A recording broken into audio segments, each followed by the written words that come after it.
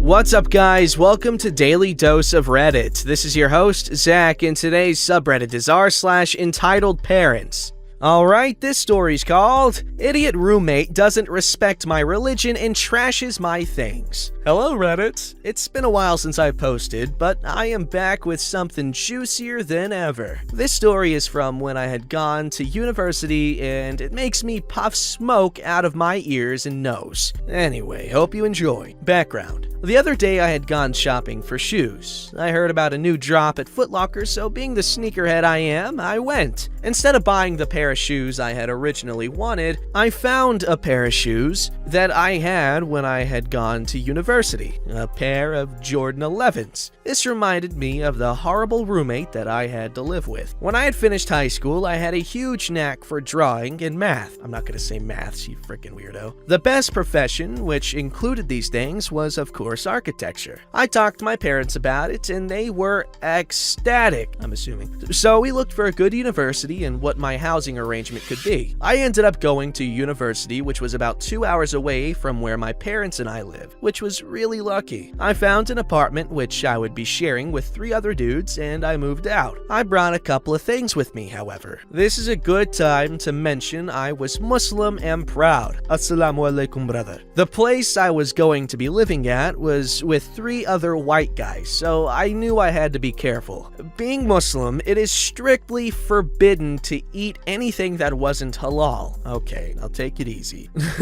Now, halal food is a majority of things. Vegetables, fish, spices, etc. But the one thing you cannot have is pork, okay, good, or meat that hasn't been prepared in a halal way. I'm a little more lenient with that. So a couple of things I had brought with me were some dishes, cutlery, and a frying pan. This is because if a surface has been touched by something not halal, haram, it is not ethical to eat from it. So I made sure to do this, or rather my mom did. I also brought clothes, shoes, and devices. When I moved in with the other 3 dudes, they were so amazing and understanding. I can't stress how nice they were. They helped me set up and they understood everything I told them. So we went along with studying, and the only minor issue any of us had was how there was a spare room but we couldn't use it. This was in case someone else wanted to move in. We had made agreements on who cooked food on what days. I would make my own food every day because I didn't feel comfortable eating their stuff, but I cooked for everyone when it came around to my turn because 1, they loved my food, my mom's recipes, and 2, it would be extremely petty not to. Now that I've told you all of the necessary things, time for the entitled bit. One day, our landlord calls to tell us that a new person would be moving in with us and that he would live in the spare room. A couple of us had started putting stuff in there as our rooms were quite small, so we had to move it. He came the next day with his parents to check out the apartment. Words can't describe how stuck up he was. He came with his nose high and his mom behind him. They had the "I'm better than you" look and glared us down. It was a sickening sight. The very first thing he did was tell us how he wanted things to be, which, I mean, fair enough, but then it started getting out of hand. He said the bathroom was his from 8 o'clock to 9 o'clock so he could get ready for school. He said he didn't want us to cook anything with lamb because he didn't like it. He thought he also had the power to ban spices and a whole bunch of other things. I could see the look on everyone's faces. Like, is this guy okay? The best bit was he was dead serious.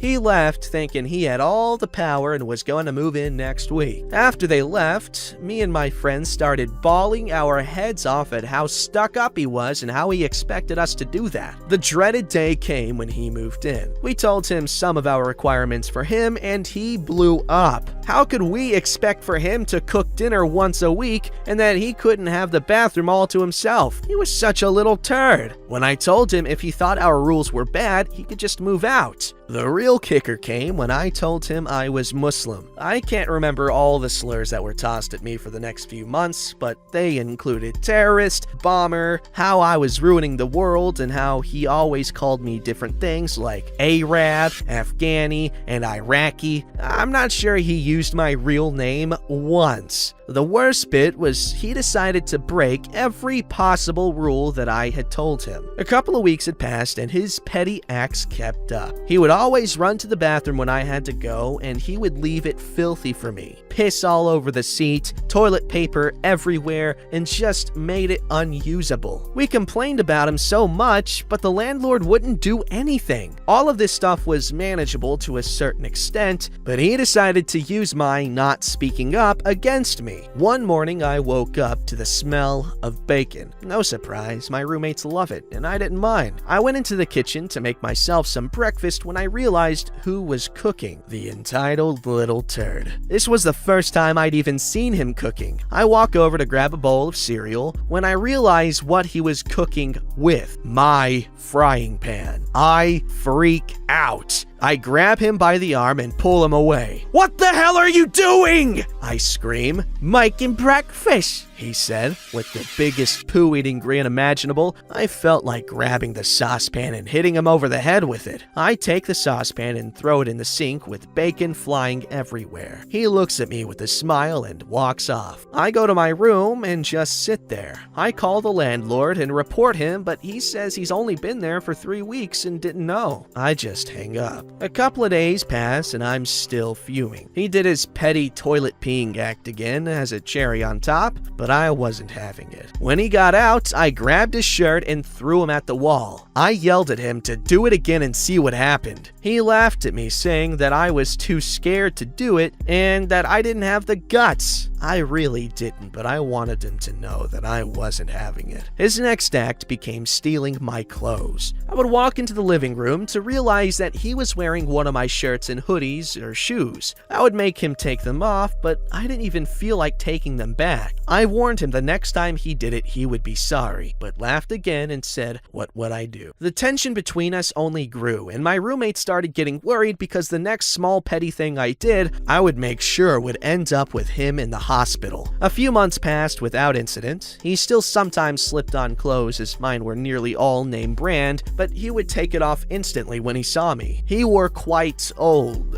what you would call cheap clothes. There was nothing wrong with him wanting to wear something expensive, and I let my other roommate do it all the time, but I had zero tolerance for this butthole at this point, and he knew it. The final straw happened when he had a date with this girl. She was quite pretty, and it was so obvious he had zero chances with her. He left at around 3 that day, but I still had some classes, so I wasn't there when he left. He came back at 7 pretty happy, and I really couldn't care. He walked in and took off his clothes and tried to go into my room. I instantly saw this, and I walked in behind him. He was trying to put my shoes back. He had scratched up my Jordan 11s. I absolutely freaked out. He had creased them beyond repair. There were scratches and they were muddy. "What the hell have you done?" I screamed. "They're only a pair of shoes." He laughed at me and threw them at my feet. I swung. I knew I shouldn't have hit him. It was only a pair of shoes, but what he had done to me for the past year was too much. I hit him square in the face, knocking him to the floor. We had walked into the living room arguing and everyone saw. He dropped to the floor bleeding from his mouth. My roommates were in shock and my knuckles were hurt from how hard I hit him. I called the police myself, explaining what happened. A lot of stuff went down and I got a fine and 100 hours of community service. I ended up knocking 2 of his teeth out and fracturing his jaw. I didn't receive any harsh sentence, and because it was aggravated. He was charged with destruction of property for my $170 shoes and the tens of shirts he spilled stuff on, which were anywhere from $30 to $50. But it doesn't end there. The girl he had the date with came out and said he had forcefully kissed her, and he got charged with that as well. His mother said a bunch of straight messed up things about her, and how she was lying and how her son would never do that. He got 2 years in jail as well as a couple of hours of community service. This was a long one, and I hope you enjoyed it. Moral of the story, never crease another man's J's. That guy got his comeuppance, that's for sure. It sucks that this is still a problem for a lot of people.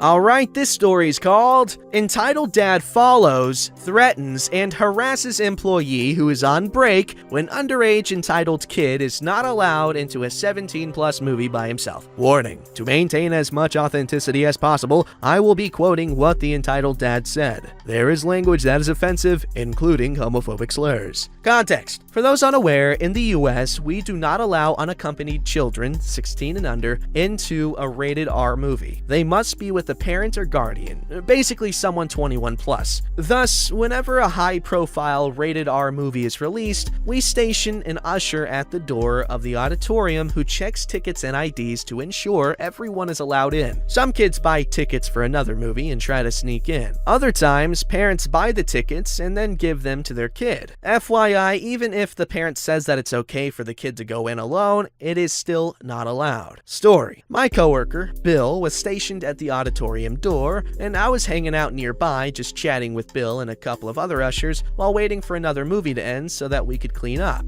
Two kids, 8 or 9, come up to Bill with their tickets. Bill told them they couldn't enter without a parent. One of the kids, entitled kid, began to throw a mini tantrum. My dad bought us these tickets. He said we could come see it. We really want to see this movie. Sorry, but you're not allowed in without an adult. But he said we could come. We're allowed to see it. He said so. Bill, as he was required to do, stood his ground and didn't let the kids in, telling them they could either get a refund or have the dad come in with them. The kids left, out of sight, out of mind, as we went about our business. About 30 minutes later, Bill and I ended up on break at the same time and decided to walk down to the bookstore. The theater was in a large strip center. A couple of stores away was a large bookstore chain. As we walk through the lobby, Entitled Kid and his friend are talking to the Entitled Dad, and they spot Bill. That's him! Entitled Dad stomps over to Bill, completely ignoring me, and begins to lay into him. Keep in mind, we were on break and had jackets on over our work shirts, clearly not on the clock. What's the matter with you? Not letting my kid into the movie? You got a problem with my boy? Sorry, no one under 17 is allowed into a rated R movie without an adult. Bill and I turned and kept walking, being on break and all, while the guy stood there steaming. Once we get outside and start down the sidewalk, we hear shouting from behind us. Entitled Dad, kids in tow, had followed us outside. Don't you freaking walk away from me. You're gonna let my kid in there. I said it's okay so he can go in without me. Go let him in right now. Bill, while still walking, you can speak to a manager if you want. Nothing I can do. Screw you and your manager. You're the butthole who stopped him, so you're gonna fix it. Sorry, but we're not on the clock. You can go back and speak to a manager if you want, but there's nothing we can do. Are you his boyfriend? Frickin' bundle of sticks used for fuel, not letting my kid in. You're just a bunch of stupid frickin'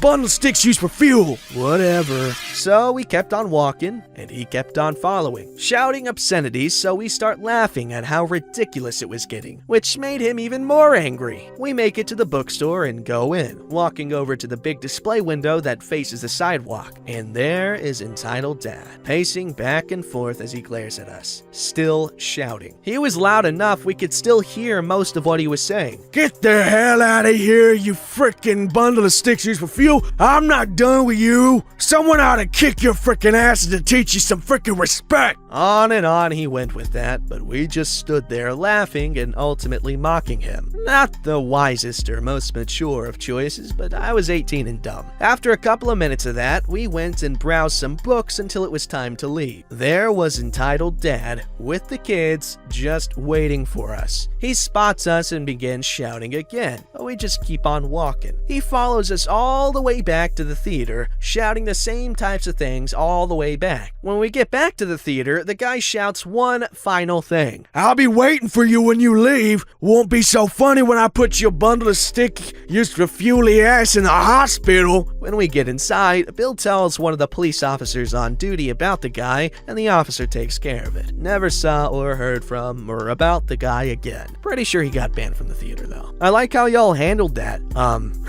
Because it's pretty funny when people blow up over nothing, but now we know where the kid gets his tantruming from. Alright, this story is called My Mother is Entitled. 4 months ago, I went to my drug-addicted sister's wedding, and my wife revealed that I was married. I didn't tell my family I was married to avoid drama. What? Today I got an odd call that went like this. Hello? Wolf, can I talk to your wife, Anne? Why do you want to talk to my wife? Well, your youngest sister Abby wants Anne to do her taxes. Why would Anne agree to do your taxes? Anne is Asian and great at math, correct? correct? Anne is great at math, but it's not because she's Asian. So will she do it? Not for free. Since I am the mother of her husband, she needs to comply with my wishes. I will ask her about it. Unplugs landline phone. Okay, now it makes sense why you might have hid the fact that you were married, but might not have been the best choice. You know, get rid of all this stupid stuff in the beginning. But then again, if it's incessant stupid stuff and you would know if it would be like that more than I would, then I can understand keeping it from your family. Don't forget to like, subscribe, and hit that bell to never miss an episode.